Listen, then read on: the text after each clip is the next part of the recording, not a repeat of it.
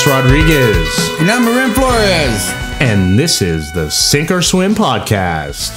Good day. Good day. And we begin. I immediately just had a flashback of when I was in high school and that fucking refrain every cheerleader has right before they're doing their set. Ready? Okay. You remember that? Yeah. Fucking drove me nuts, man. And you're always clowning it in high school. Like those stupid girls. With Put their hands together. Right. With their stupid little saying. And meanwhile, the supreme masculinity is like, you would do everything you could to get into that girl's pants. Well, yeah, for sure. But they would never give me. But they would never give me the time of day. So screw them and they're ready. Okay. Fucking funny. Lame as that. So speaking of reducing yourself, amongst society standards. I love the way you say that. Speaking of reducing yourself, that's funny. And feeling like you're back in high school, getting picked on, and the misery that goes with it. I've experienced that since I've been riding along on my scooter lately. It's funny. I love. If I was maybe 5 years younger, I would never have gotten on a scooter or even thought about investing into it. Okay. But now that I'm more secure with who I am, it's like forget it. I'm riding. I just want to enjoy being me. Why not? You know, and if I'm that guy that rides a scooter and is happy and enjoying life, then so be it. I'm that guy. And I gotta say, you look good riding it. Well, thank you, sir. I don't know if that's a good thing or a bad thing, but either way, that's me, and I'm cool with that. How was your? Go ahead. I've been criticized. One of my black friends, and when it comes to black people, they are like society standards for what's cool. You know, I mean, they definitely know how to dress. They know how to, like, the cars they drive usually end up looking really slick when they put their time into it. Black people stand out when it comes to setting the standard for what is cool. You know, music even, and everything's all about hip hop today and stuff.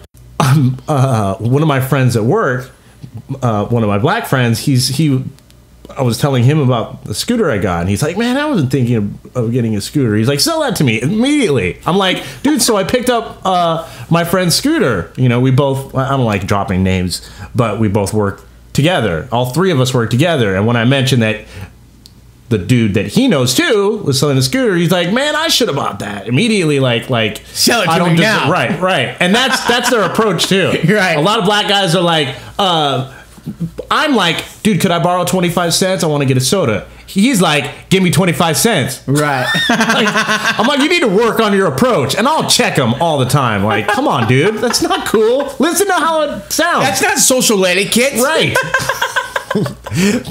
I love him to death. He's one of my homies.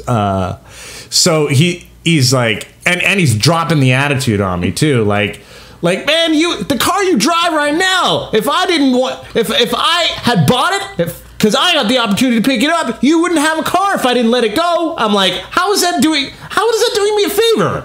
Like, how am I supposed to give you like credit for that? Like stored credit. Like, okay, so I didn't get screwed by you unconsciously, so I owe you in some fucking twisted world. The next time you drop a box, call me. I'll help you pick it up. You know what? You're right. I'm bringing the scooter in tomorrow, and then I'll walk home, and I'm gonna give you a $200 discount because you know what? You're right. You're a better human being than me because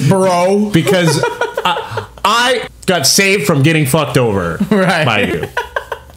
You're my hero. By the way, he's got like 4 cars at his pad.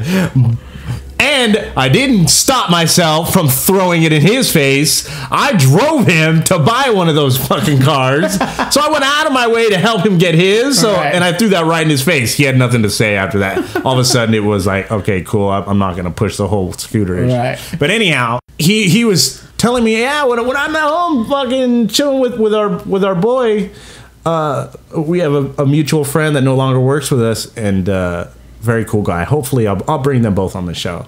When we're at home, like drinking and having our barbecue, you should ride by your scooter and give us a big old laugh. Just the silliness of it, and I don't mind being the butt of a joke. That's who I am. I'm cool with that. Right. If you can't laugh at yourself, right? Who you gonna laugh at? So I'm like, all right. So I randomly like that weekend, just a couple days after he mentioned that, I rode by his pad, and he was out there drinking a beer. Really? And he sees me roll up, right? And he's and he just immediately laughs seeing me roll up. But I've got my glasses on, and I've got my chrome German soldier's helmet, right? And so he couldn't really tell who it was. You need to post those pictures, man. So I walk up his driveway and I sit down next to him, and he just starts laughing out loud. And he went from like stone cold dead face watching the game, I'm watching football, I'm chilling with my boy here, and he sees me to like he's at a comedy show. And I haven't even said anything, but I've thrown him into a fit of laughter, and he just drops it on me. Man, you look so stupid, man.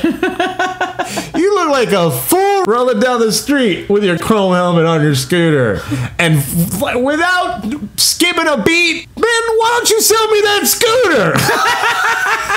You fucking asshole. Like, whatever. Let me look stupid rolling down the street. So that was one scenario, and I'm like, you know what? I'm gonna wear the chrome helmet. I'm gonna play this up. I know I look ridiculous on a scooter. Driving a scooter isn't a masculine, macho thing, right? But I'm cool with that. I don't need to play that up anymore. You know that I'm gonna struggle to fit in with whatever it is I do in this life, because that's who I am. So another situation where I felt the same like foolishness, and I'm at work, and one of my coworkers is telling me, so how's that scooter running? Do you feel like Ginger?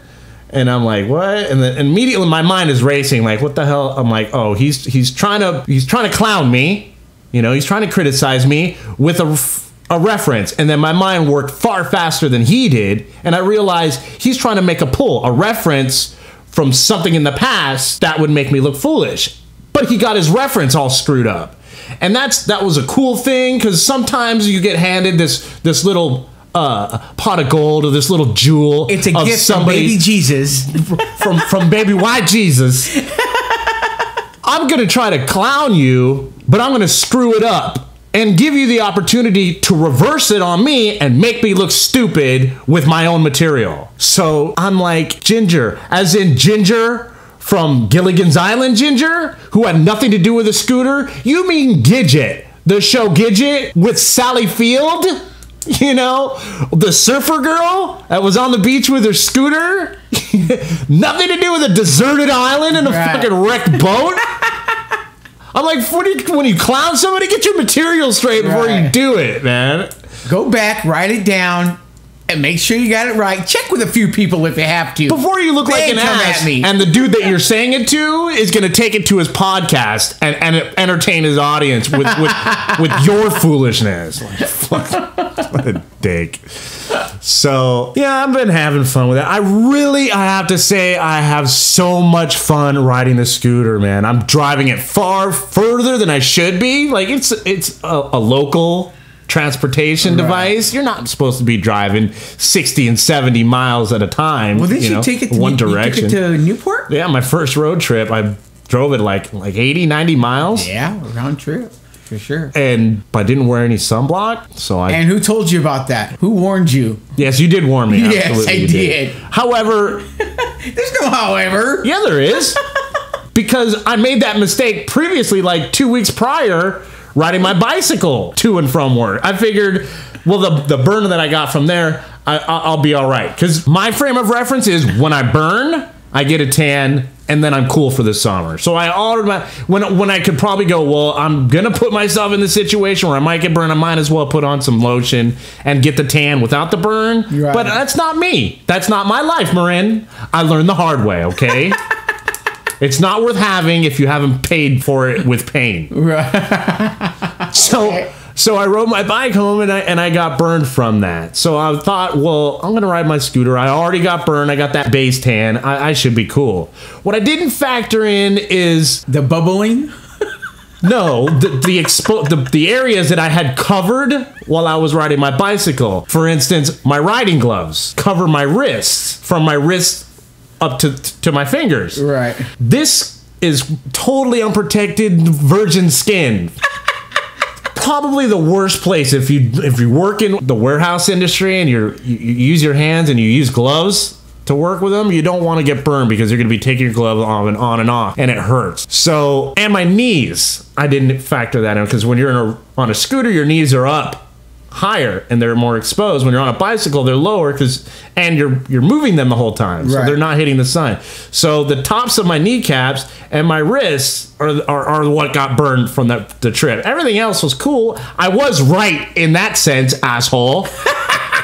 I just didn't factor in what it should have been, totally obvious. Like, remember when you were wearing your gloves? You're not going to be wearing them, and you're going to be out on the road longer than you would be on a bike. So, and you're going to be at the beach where everybody gets burned. Right. So, yeah, I did make that mistake. I went for a ride yesterday, and my flesh is peeling now, and it looks like I got a gnarly burn. And I went and visited my aunt at her restaurant. A little shout out to Mr. Taco, if anybody happens to be in the El Monte area who's listening. The 12 of you out there, if you ever go by there, make sure you stop by Mr. Taco and order some fine Mexican cuisine.